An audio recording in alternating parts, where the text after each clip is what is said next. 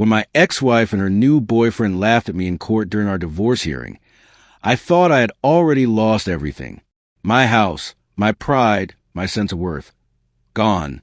But what none of them knew was that the judge had one final decision that would wipe those smug smiles right off their faces. It's been months since that day, but I can still picture every second of it. The smirks, the arrogance, and the exact moment everything flipped in my favor. My name's Ethan Miller. I'm 32, and I thought I had found my forever person when I met Sophie 7 years ago. Back then, I wasn't rich or anything fancy. I worked in real estate sales, hustling through long hours to build something of my own. I had bought a small but cozy house on the outskirts of Denver with the help of my dad co-signing the loan. It wasn't much, but it was my first big achievement. Sophie walked into my life when I was just starting to get comfortable with stability, and somehow she made everything feel lighter, more colorful. Or at least, that's what I thought. We met at an open house I was showing for another realtor friend. Sophie was there with a friend, just browsing. She wasn't even in the market to buy. She said she was dream shopping. But something about her energy drew me in. She was effortlessly confident, funny, and seemed genuinely interested in my work. We got coffee a few days later, and that turned into dinner, and before long, I was completely hooked. The first 2 years felt like a dream. We'd go hiking, binge-watch movies late into the night, and make spontaneous road trips. My parents adored her, especially my mom, who'd invite her over just to talk about local gossip or fashion.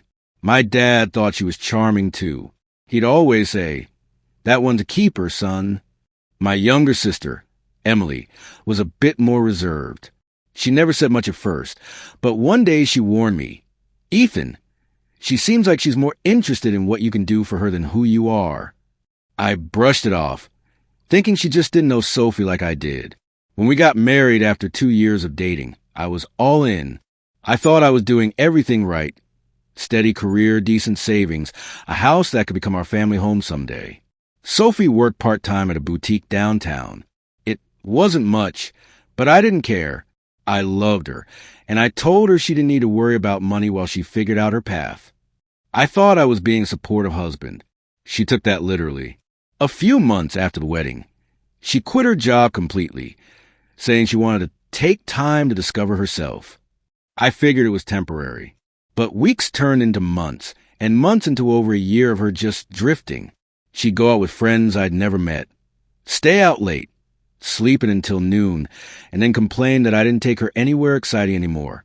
Every time I'd suggest she maybe try going back to work, she'd snap, saying I didn't believe in her dreams. The problem was, she never actually told me what those dreams were. Things started unraveling slowly at first.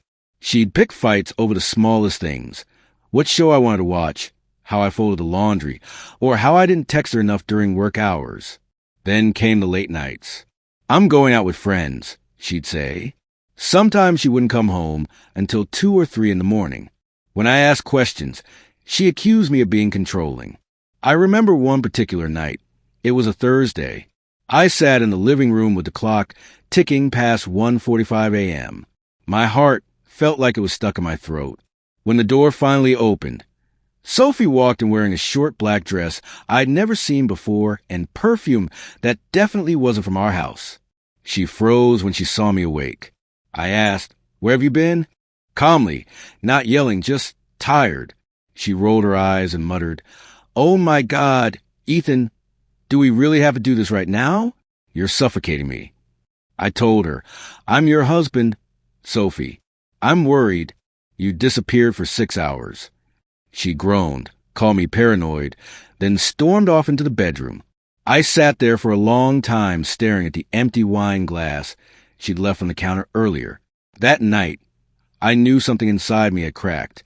Over the next few weeks, she became even more distant. My sister noticed it too when Sophie came over for dinner one night.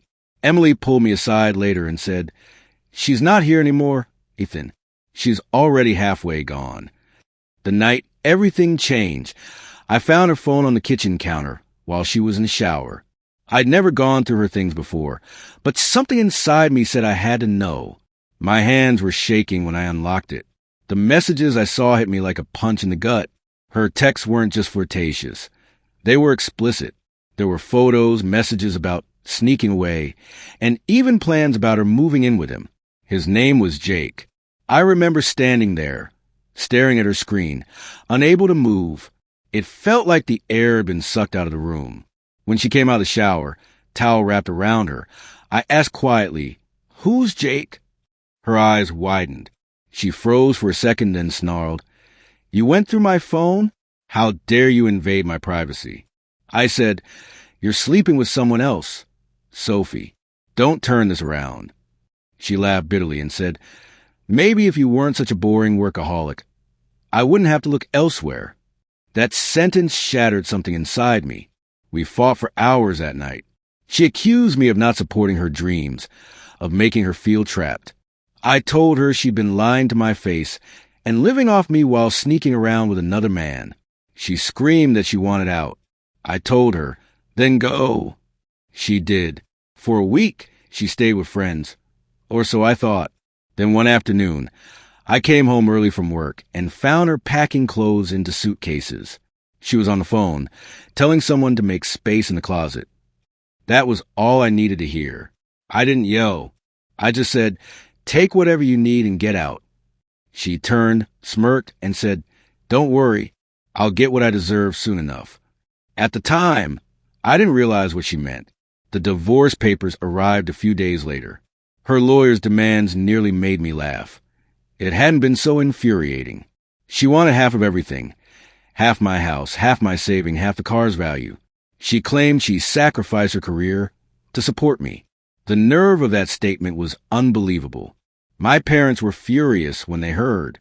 My dad told me, "Son, keep your head straight. Don't let her bait you." My mom was heartbroken. Emily, though, she was pure fire. "Burn them in court," she said. "She wants war. Give her war." I wanted to. God, I wanted revenge.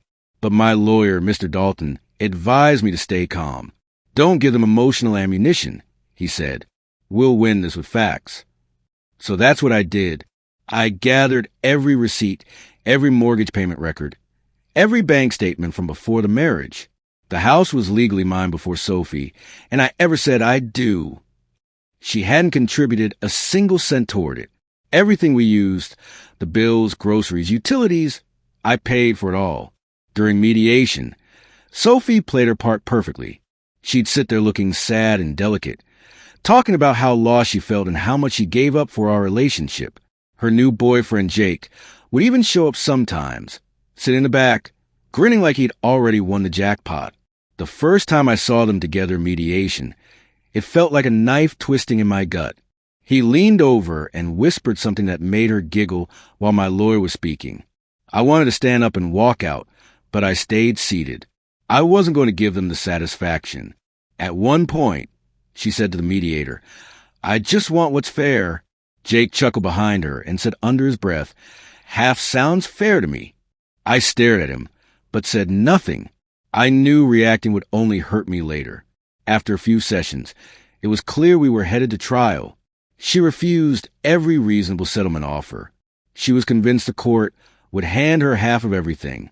I could tell Jake was pushing her, filling her head with fantasies of easy money. They were already living together by then, posting pictures online like they were a power couple.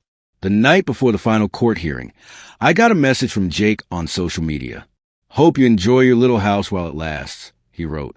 "Thanks for setting us up, sucker." I didn't reply. I took a screenshot and sent it straight to my lawyer. Mr. Dalton said, "Perfect. Harassment like this only helps our case." That night, I barely slept. I kept pacing the floor, thinking about what would happen if I lost. Would I have to sell my house? Would I have to start over completely? My father offered to drive me the next morning, and I accepted. It felt better knowing I wasn't walking into that courtroom alone. When we arrived, Sophie and Jake were standing in the hallway outside the courtroom. She was laughing, twirling a strand of hair around her finger, and Jake had that smug grin plastered across his face. I swear it made my blood boil, but I kept my cool. My dad put a hand on my shoulder and said, "Keep your head up. You've got the truth. That's your weapon." Inside the courtroom, the judge was a serious, older man named Judge Thompson. He didn't waste time on small talk. He started right away. My lawyer presented everything. The proof that I'd purchased a house years before the marriage, the documents showing Sophie had never made a financial contribution, and even the messages that made it clear she'd been with Jake before leaving me. Her lawyer tried to paint her as this poor woman who'd given up everything for her husband. He talked about emotional labor, about how Sophie had supported me emotionally while I built my career. The irony made me want to laugh, but I held it in. Then came the moment that changed everything. Mr. Dalton handed the judge printed screenshots, the text between Sophie and Jake, including the one where she talked about moving in soon before she had even filed for divorce. The judge looked at her and asked, "Mrs. Miller, when exactly did your relationship with Mr. Carter begin?" Sophie froze. I don't remember exactly," she stammered. The judge raised an eyebrow. "So before or after you moved out of Mr. Miller's house?" She hesitated again. "Around the same time, I guess." That was it.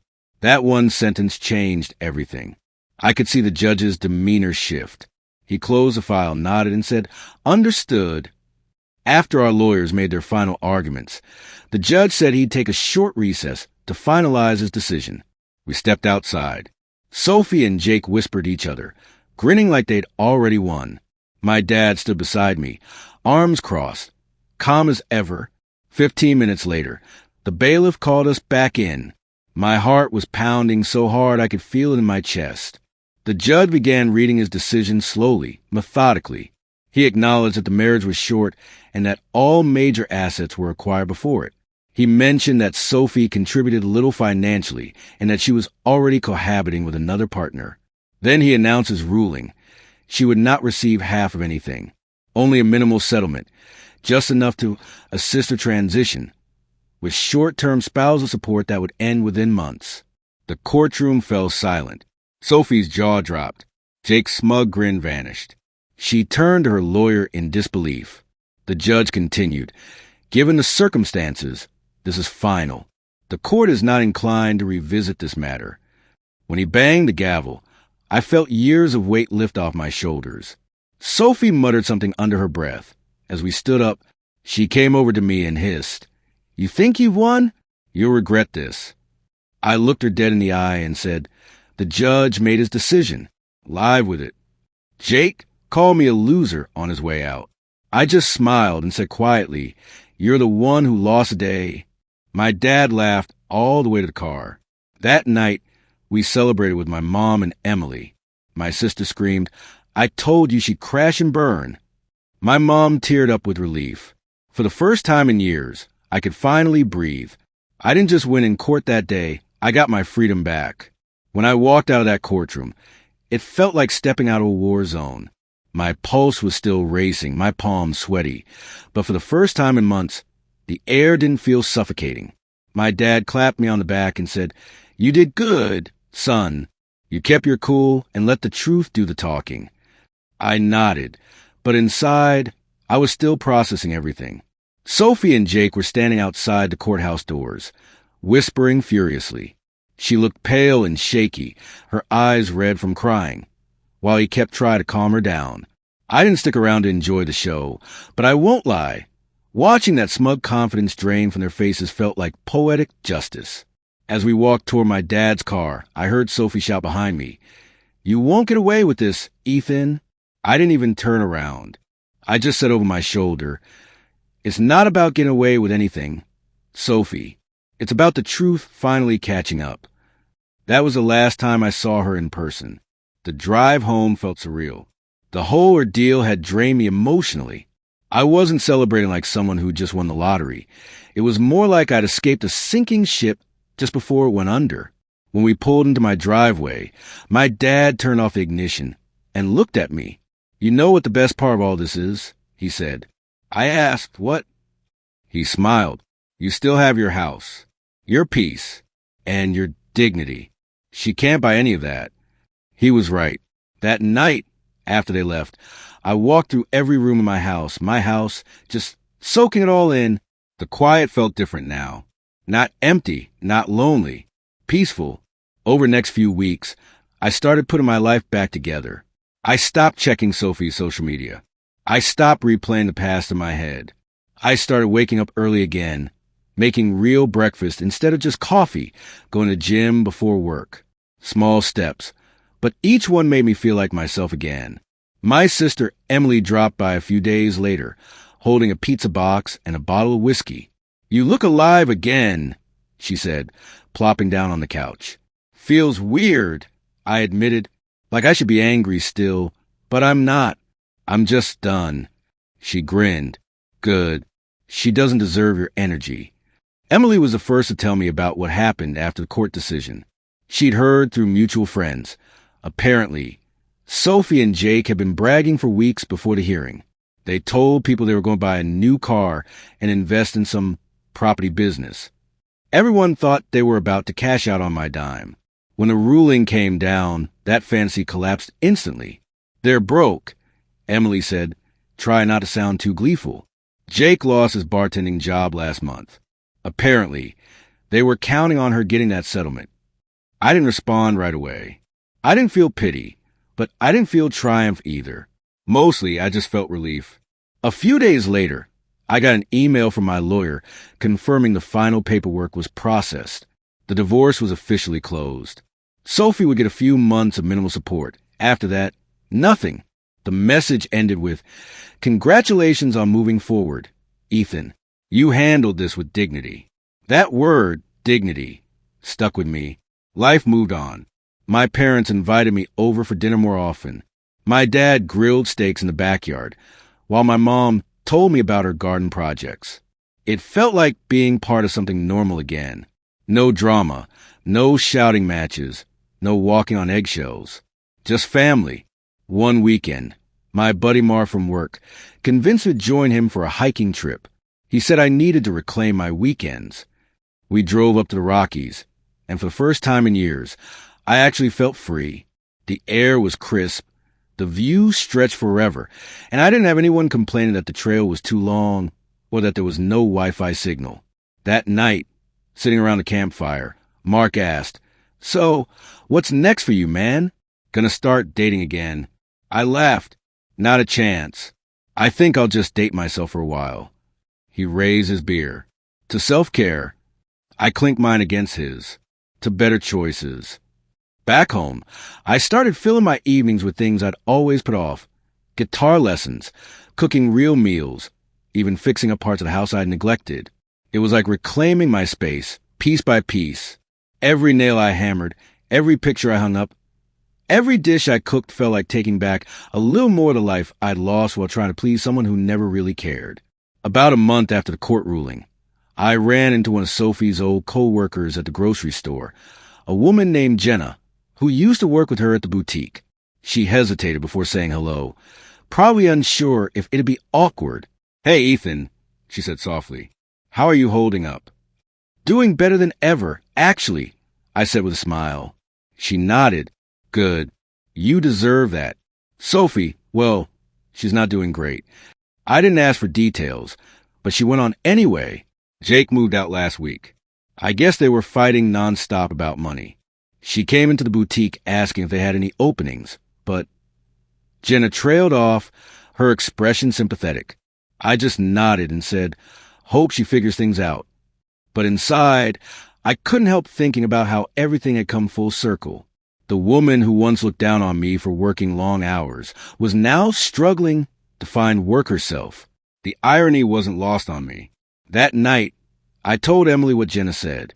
She smirked. "You know what that's called?" "What?" "Karma, express delivery." We both laughed. But even with all that, I didn't feel the urge to gloat. I was too busy rebuilding myself. I started reading again, something I hadn't done in years. I even signed up for a weekend course on property investment. Funny how I used to imagine Sophie and I doing that together someday. Now I was doing it for me. Weeks turned into months. I got a promotion at work, started making more commissions, and found new motivation in my job. My colleagues noticed a change.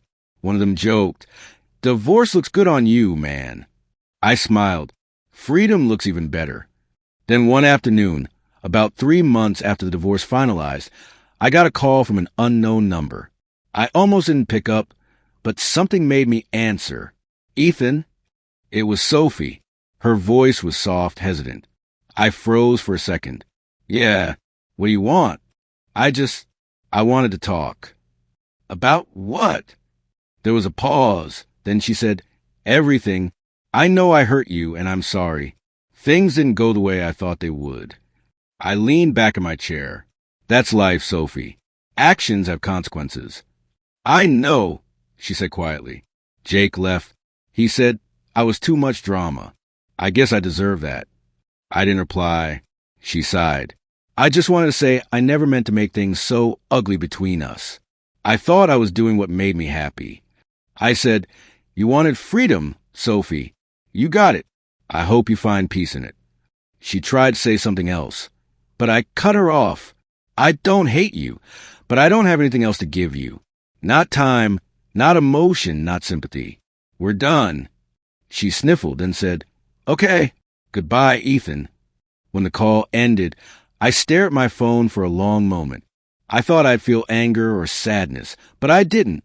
I just felt closure. That night, I went to my dad's place. We sat on the porch drinking beer, watching the sunset. He asked, everything all right? I nodded. Yeah, she called, said she's sorry. He smirked. Too little, too late. I smiled. Exactly. It hit me then. I didn't need revenge. The universe had already taken care of that. Sophie and Jake had destroyed their own happy ending without me lifting a finger. My only job was to move forward. A few weeks later, my real estate firm hosted a networking event. I wasn't planning to go, but Emily pushed me. Go have fun, she said. You deserve to enjoy your life again. So I went. The event was at a fancy downtown hotel, full of brokers, agents, and investors. That's where I met Claire. She was a property appraiser, confident, funny, and smart as hell. We ended up talking for hours about everything from bad clients to travel plans. I didn't even realize how much time had passed until the event staff started cleaning up around us. As I walked to her car, she smiled and said, you're easy to talk to, Ethan. You got this calm energy about you. I chuckled. Trust me, that's new. We exchanged numbers, and for the first time in a long while, I felt something I hadn't in years. Excitement. We started meeting for coffee, then dinners, then long walks through downtown. There was no pressure, no games, no pretending. She was real. We laughed more than I thought possible. And she didn't care about what I had. She cared about who I was. One evening, after a date, I told Emily about her. She grinned from ear to ear. See? Universe had to take out the trash first. I laughed. Guess so. By the time the 1 year mark since the divorce rolled around, I was in a completely different place. My business was thriving. I had peace at home, and Claire was becoming someone special in my life. Meanwhile, word around town was that Sophie had moved back in with her parents. Jake had apparently jumped into another relationship with someone else he met online. Sophie was back at square one, trying to start over. And while I didn't wish her harm, I couldn't deny there was satisfaction in knowing she'd finally faced the consequences of her choices. My mom said one evening at dinner, I'm proud of you, Ethan, not just for surviving that mess, but for not letting it make you bitter. I smiled. It almost did, but then I realized bitterness is just another chain. Dad chuckled. You dodged a bullet the size of Texas. Son, don't ever forget that. I laughed, but deep down I knew he was right. That night, I stood out on my porch, watching the stars. I thought about how much I'd changed, from a man who used to beg for love from someone who never cared, to the man who now valued peace over drama. I realized something simple but powerful. Losing Sophie wasn't the worst thing that ever happened to me. It was the best. The real victory wasn't that the judge sided with me. It was that I finally sided with myself.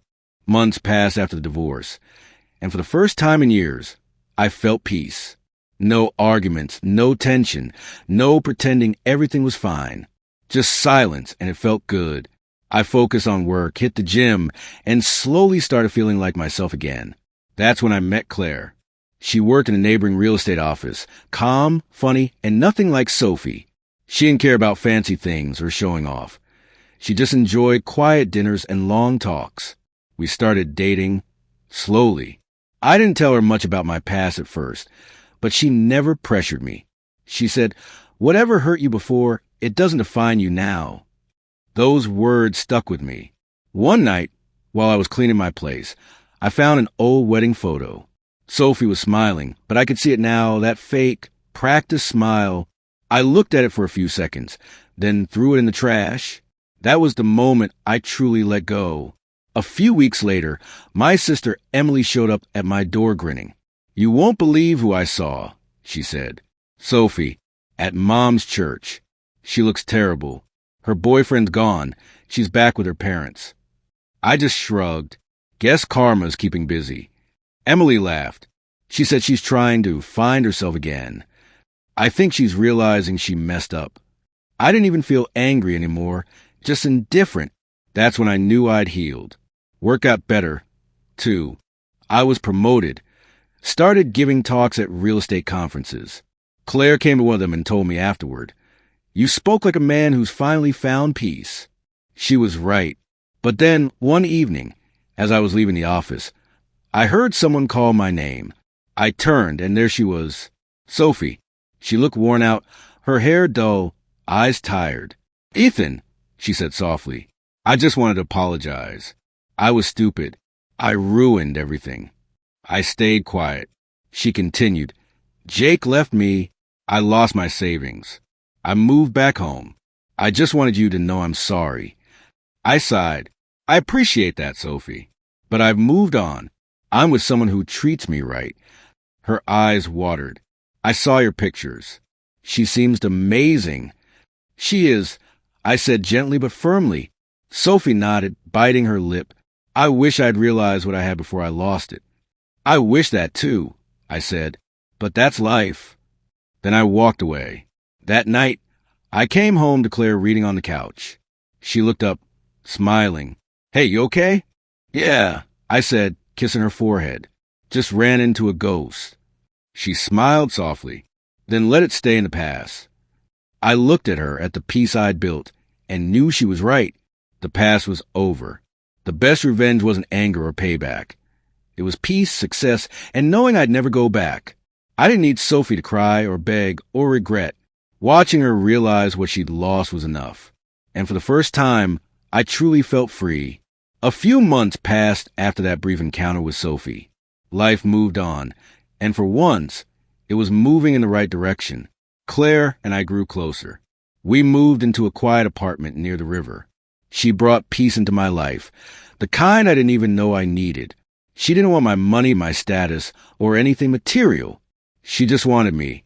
One evening, we were sitting on the balcony watching the sunset when she asked, "If you could go back, would you change anything?" I thought for a while and said, "No," because if I didn't go through that mess, I never would have found this peace or you. She smiled and leaned her head on my shoulder. That simple moment meant everything. A few weeks later, my sister Emily called. "You'll never guess," she said. "Sophie tried to get a job at her old boutique, but they didn't take her back. Word is, her boyfriend took off with what little money she had left." I didn't laugh. I just said quietly, "She made her choices." Emily sighed. "Yeah, but I'm glad you didn't let her destroy you." And she was right. Sophie's downfall wasn't mine to celebrate. It was hers to face. The last time I heard about her was through a mutual friend. She'd moved to another city, trying to start over. I wished her well, but I didn't think about her much after that, because I had everything I needed right where I was. Months later, Claire and I took a trip to the mountains, the same kind of peaceful getaway I used to dream about when my marriage was falling apart. One night, sitting by the fire, Claire said, "You seem happier than ever." I smiled. "I am. I'm finally free." She looked into my eyes. "Then promise me something.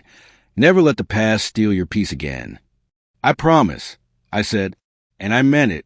As the fire crackled and snow began to fall outside, I realized something. The best revenge isn't destroying the person who hurt you. It's living a life so good, they'll never be a part of it again. Sophie thought she'd take my house, my savings, my pride. Instead, she lost everything that mattered, while I found everything I'd ever needed: peace, freedom, love. And that, right there, was the real victory. And with that, our story comes to an end, but the real story begins with your thoughts. What would you do if you were in this situation? Let me know in the comments.